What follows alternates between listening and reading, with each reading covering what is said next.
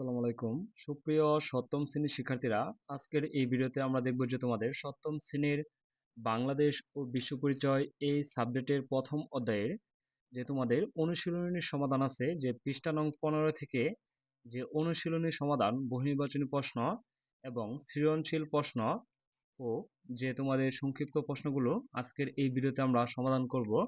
প্রথমেই আমরা দেখে নেব যে বহুনির্বাচনী প্রশ্ন। এখানে তোমাদের 4টি প্রশ্ন আছে, আমরা 4টি সমাধান করি। যে পাকিস্তান গণপরিষদের কোন সদস্য রাষ্ট্রভাষায় বাংলার পক্ষে উত্থাপন করেন? যে এই একের উত্তরটি হচ্ছে যে গ, একে ফজলুল হক। আর তারপর হচ্ছে 2, পাকিস্তান সৃষ্টির পরও দেশে ঐক্য প্রতিষ্ঠা না পাওয়ার কারণ। এই 2 এর উত্তরটি হচ্ছে ঘ, যে এই সবগুলোই। আর তারপর হচ্ছে আমরা এই 3 ও 4 এর জন্য এই উদ্দীপকটি দেখে নেব। রিমি মনোযোগ দিয়ে টেলিভিশনে একটি অনুষ্ঠান দেখছিল। সেখানে একটি দৃশ্য, একজন নেতা বলিষ্ঠ কণ্ঠে ছাত্র শিক্ষকের সমাবেশে রাজনৈতিক সিদ্ধান্ত বাস্তবায়নের পক্ষে ঘোষণা দেন। ছাত্ররা না না দুর্নীতিতে প্রতিবাদ জানাচ্ছে। 3, উদ্দীপকে বর্ণিত নেতার বক্তব্য কোন আন্দোলনকে স্মরণ করিয়ে দেয়? এই 3 এর উত্তরটি হচ্ছে ক, যে রাষ্ট্রভাষা আন্দোলন। আর তারপর হচ্ছে 4, উক্ত আন্দোলনের গুরুত্বপূর্ণ অর্জন। এই 4 এর উত্তরটি হচ্ছে গ, এখানে সবগুলোই। জাতীয় চেতনার উন্মেষ, ভাষা সাংবিধানিক স্বীকৃতি আদায়, পৃথক জাতির মর্যাদা লাভ। এখন আমরা সৃজনশীল প্রশ্নগুলো সমাধান করব। তার আগে এখানে উদ্দীপকটি আমরা এখানে উদ্দীপকটি পড়ে নেই, যে ঘটনা 1 এবং ঘটনা 2। ঘটনা 1 হচ্ছে ক দেশে বিভিন্ন, তোমরা একটি ভাবো যে ক দেশ, যে ক দেশে বিভিন্ন ভাষাভাষী লোকের বাস ছিল, কিন্তু শাসক গোষ্ঠী একটি ভাষাকে রাষ্ট্রীয় কর্মকাণ্ডের জন্য নির্ধারণ করে। এতে অন্য ভাষাভাষীর আন্দোলন করে। আন্দোলনে এক পর্যায়ে শাসকগণ সব ভাষাকেই স্বীকৃতি দিতে বাধ্য হয়। গঠন দুই হচ্ছে যে একটি দেশে কোনো এক নির্বাচনে দেশে বিভিন্ন রাজনৈতিক দল অংশগ্রহণ করে। এর মধ্যে ক দলটি জাতীয় পরিষদের নির্বাচনে নির্ধারিত আসনের প্রায় 99% আসন লাভ করে। অন্যদিকে প্রাদেশিক পরিষদের নির্বাচনে ক দলটি 12টি আসন বাদে সবকটি লাভ করে।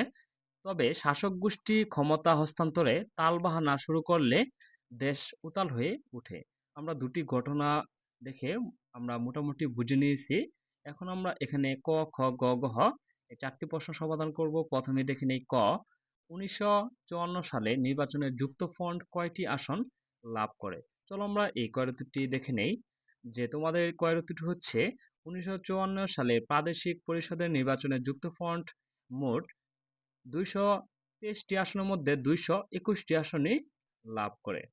আমরা তোমাদের এই কয়েকটি দেখে নিয়েছি। তারপর দেখব খ, ভাষা আন্দোলন কিভাবে জাতীয় চেতনাকে জোরদার করে? চলো আমরা এই ক্ষয়ের উত্তরটিও দেখে নেই। ক্ষয়ের উত্তরটি হচ্ছে যে ভাষা আন্দোলনের মাধ্যমে বাঙালি জনগণ তাদের মাতৃভাষার অধিকার রক্ষার জন্য ঐক্যবদ্ধ হয়। এই আন্দোলন মানুষকে রাজনৈতিকভাবে সচেতন করে তোলে এবং অন্যায় ও বৈষম্যের বিরুদ্ধে প্রতিবাদ করতে শেখায়। ফলে বাঙালিদের মধ্যে জাতীয় ঐক্য, আত্মপরিচয় ও অধিকার সচেতনতা গড়ে ওঠে, যা জাতীয় চেতনাকে জোরদার করে। আমরা তোমাদের এই ক্ষয়ের উত্তরটিও দেখে নিয়েছি। আর তারপরে দেখব ঘ, ঘটনা 1, তদানীন্তন পূর্ব পাকিস্তানের যে কোন ঘটনার ইঙ্গিত বহন করে ব্যাখ্যা করা? চলো আমরা এই গয়ের উত্তরটিও দেখে নেই। গয়ের উত্তরটি হচ্ছে যে কারণ পাকিস্তান প্রতিষ্ঠার পর শাসক গোষ্ঠী উর্দুকে একমাত্র রাষ্ট্রভাষা করার চেষ্টা করে, অথচ পূর্ব পাকিস্তানের অধিকাংশ মানুষ ছিল বাংলা ভাষাভাষী। এর প্রতিবাদে বাঙালিরা আন্দোলনে নামলে সরকার দমন নীতি গ্রহণ করে এবং এক পর্যায়ে বাংলাকে রাষ্ট্রভাষা স্বীকৃতি দিতে বাধ্য হয়। এই ঘটনা ভাষা আন্দোলনের প্রতিফলন। আমরা তোমাদের এই গয়ের উত্তরটিও দেখে নিয়েছি। এখন আমরা দেখে নিব ঘ, ঘটনা দুয়ে যে ঘটনা 2 নির্বাচনের সাথে আমাদের স্বাধীনতা পূর্ব যে নির্বাচন সাদৃশ্যপূর্ণ, সেটিকে আমাদেরকে স্বাধীনতার লক্ষ্যে এগিয়ে নিয়ে যাই মূল্যায়ন করা। চলো আমরা এই ঘরের দুটিও দেখে নেই। ঘরের দুটি হচ্ছে যে 1970 সালে নির্বাচনে আওয়ামী লীগ সংখ্যাগরিষ্ঠ আসন জয়লাভ করলেও শাসক গোষ্ঠী ক্ষমতা হস্তান্তর না করে টালবাহানা শুরু করে। যে ফলে রাজনৈতিক অস্থিরতা সৃষ্টি হয় এবং বাঙালিদের মধ্যে স্বাধীনতার দাবি আরো জোরালো হয়। এই পরিস্থিতিতেই শেষ পর্যন্ত মুক্তিযুদ্ধ ও স্বাধীনতার জাতিকে জাতিকে এগিয়ে নিয়ে, তাই বলা যায় ঘটনা দুয়ের নির্বাচনে আমাদের স্বাধীনতার পথে গুরুত্বপূর্ণ ভূমিকা রাখে।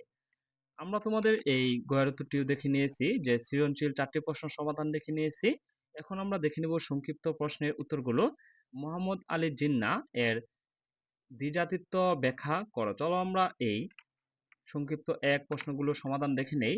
সংক্ষিপ্ত একের উত্তরটি হচ্ছে মোহাম্মদ আলী জিন্নাহ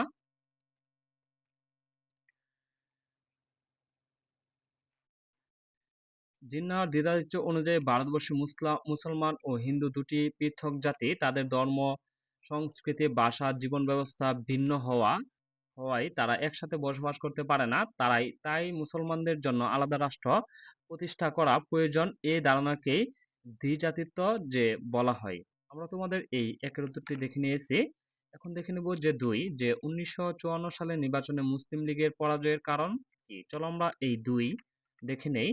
দুইয়ের উত্তরটি হচ্ছে 1954 সালে নির্বাচনে মুসলিম লীগের পরাজয়ের প্রধান কারণগুলো হলো পূর্ব পাকিস্তানের মানুষের প্রতি বৈষম্যমূলক আচরণ, বাংলা ভাষার বিরোধিতা, দুর্নীতি ও দুঃশাসন, যুক্তফ্রন্টের জনপ্রিয় যে 21 দফা কর্মসূচি। এসব কারণে জনগণ মুসলিম লীগকে প্রত্যাখ্যান করে। আমরা তোমাদের এই 2 নং প্রশ্ন সমাধান দেখে নিয়েছি। এখন হচ্ছে যে 3, জুলাই অভ্যুত্থানের যে প্রধান কারণগুলো ব্যাখ্যা করো। চলো আমরা এই 3-এর প্রশ্নগুলো দেখে নেই। যে জুলাই অভ্যুত্থানের যে প্রধান কারণগুলো হলো যে 1, সামরিক শাসকের স্বৈরাচার শাসন, মৌলিক অধিকার হরণ, রাজনৈতিক দমন পীড়ন, গণতন্ত্র পুনঃপ্রতিষ্ঠার দাবি। এসব কারণে জনগণের আন্দোলনে অংশগ্রহণ নেই এবং গণঅভ্যুত্থান সংগঠিত হয়।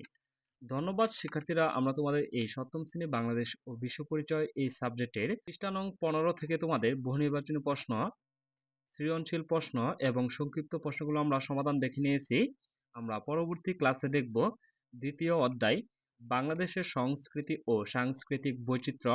পরবর্তীতে আমরা এই অধ্যায়টি বিস্তারিত আলোচনা করব এবং এই অধ্যায়ের যে অনুশীলনীগুলো আমরা সমাধান করার চেষ্টা করব। আর পরবর্তী ভিডিও সবার আগে পেতে চ্যানেলটি সাবস্ক্রাইব করে পাশেই থাকবে। আর যারা সাবস্ক্রাইব করেছ তাদেরকে অসংখ্য ধন্যবাদ।